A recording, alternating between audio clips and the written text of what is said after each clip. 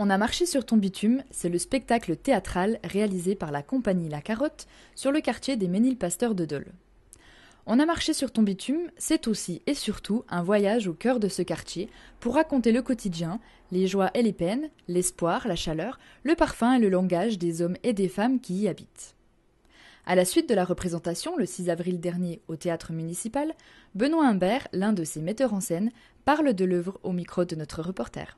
C'est un projet qu'on a commencé il y a pas mal d'années. Le projet On a marché sur, qui a commencé avec On a marché sur ton herbe, dans notre petit coin de campagne à nous, puisque la carotte est implantée à Ranchon, pas très loin. L'idée était de comprendre comment un territoire pouvait se forger une identité à partir des migrations, des arrivées de nouveaux, des départs. Et ensuite, de fil en aiguille, on a rencontré des gens des Ménilpasteurs et on s'est dit, là aussi on a un territoire, on a un quartier qui a une identité. Et avec beaucoup d'arrivées, beaucoup de départs, des gens qui viennent de loin, des gens qui viennent de moins loin. Ce travail-là sur l'identité pourrait être intéressant. Une zone à urbaniser en priorité, voilà! Ici! C'est le lieu idéal. Ici, mais il n'y a rien. Justement, Dudu! C'est parfait! Regardez! Soleil, espace, rivière, verdure! Ici? Oui, évidemment. Construisons des logements pour des ouvriers. Mais attention! Ne créons pas des maisons à côté des maisons, à côté des... Non.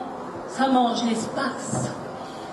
Ayons le courage de lancer un grand programme de construction. Ici? Oui. Faisons des tours. Empilons les maisons les unes par-dessus les autres. Ça réduit la distance, ça facilite le contact. Et à l'intérieur de ces tours, j'intègre tous les équipements collectifs nécessaires à la vie. Laverie, garderie, école, commerce, piscine, lieu de rencontre, bibliothèque. On a rencontré les gens du centre Interface, enfin l'association Interface, centre social, et ils étaient partants. On a commencé le travail à partir, aller chercher les paroles des gens dans le quartier, faire des entretiens, soit dans la rue, soit chez les gens, recueillir la parole. Et à partir de toute cette parole, on a réécrit, on a fait des improvisations, on a essayé de se questionner pour savoir qu'est-ce qui faisait que cette planète bizarre des Ménilpasteurs avait poussé comme ça de nulle part et puis s'était remplie et puis était parti d'un rêve magnifique d'urbanistes géniaux pour devenir un ghetto un peu fin de parcours comme ça.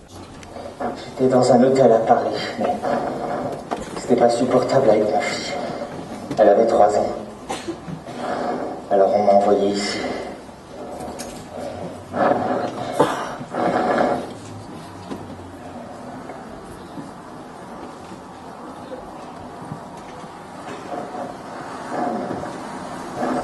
On est où là? On est en France là? Non, on est où? Je dis non franchement, la ZUP. C'est pas la France. Cette parole qui leur appartienne, qui nous prête, on la transforme pas sans eux en fait, qu'ils puissent être toujours être d'accord avec nous, qu'ils puissent nous dire oui c'est juste ce que vous dites là il y a un petit souci, là ça va, là vous êtes complètement hors champ, là vous êtes... Et du coup on a eu 3-4 moments comme ça où on leur a présenté le travail. Jusqu'à juin 2009 dernier, le montrer au milieu des tours, c'était la création officielle du spectacle. En extérieur, du coup devant 300 personnes, un public qui était très vivant, avec des invectives aux personnages, rentre chez toi, des sifflets ou des bravos. Enfin, c'était une représentation assez péchue. Et puis voilà, à la fin de cette représentation, on s'est dit on peut pas s'arrêter là. On a tendu un miroir au quartier, un miroir déformant, avec notre déformation à nous, symbolique, un peu métaphorique, poétique. Et on peut pas s'arrêter là, il faut aussi que cette parole-là, elle soit entendue par d'autres, que ce travail sur l'identité d'un quartier qu'on fait, ce soit l'image qu'on a de soi, mais aussi l'image que les autres ont de nous. Au petit bois, il y a eu un incendie aussi. La MJC. Oh, oui, c'est vrai, monsieur, comme la MJC dans le petit bois. Oui, et le petit bois, il a toujours été là, lui, hein, toujours. Regardez les arbres comme ils sont, hein. C'est la respiration du quartier, ça. On pensait que c'était très important de venir au centre-ville et de montrer ce spectacle-là aux habitants de Dole et puis des environs, tous ceux qui pouvaient être intéressés et venir là. Et de montrer la parole des Méniles dans ce bel endroit qu'est le théâtre, dans ce bel écrin, mettre la parole des Méniles en valeur sur la sellette. Le premier contact avec ces habitants des Méniles, comment ils ont perçu, voilà, au tout début, quand on a rencontré les habitants, tout de suite une curiosité très très forte. Ah ouais, qu'est-ce que vous faites? Vous faites un spectacle sur le quartier? Et du coup, d'abord un intérêt, une vraie curiosité. Mais pourquoi vous faites ça? Qu'est-ce que vous faites ici et tout? Après, quand on en venait à dire, est-ce que vous voulez bien parler avec nous quand vous enregistrez? Là, il y a eu toute une gamme de réactions, des gens qui étaient très flattés, des gens qui étaient plutôt méfiants. Mais qu'est-ce que vous allez faire de tout ça? Est-ce que ça va être anonyme? Oui, vous inquiétez pas. Mais plutôt un accueil assez enthousiaste et avec une grande curiosité sur ce que ça allait donner au final, quoi. Les gens se disent, qu'est-ce qu'ils vont faire avec ce qu'on leur raconte? On leur raconte notre vie. Ils trouvaient a priori ça pas très intéressant.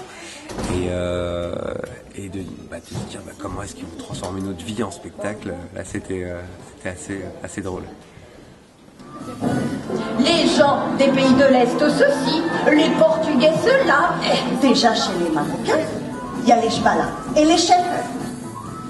Il y a ceux qui sont dominants, il y a ceux qui sont dominés, ceux qui ont la dépendance, ceux qui ont la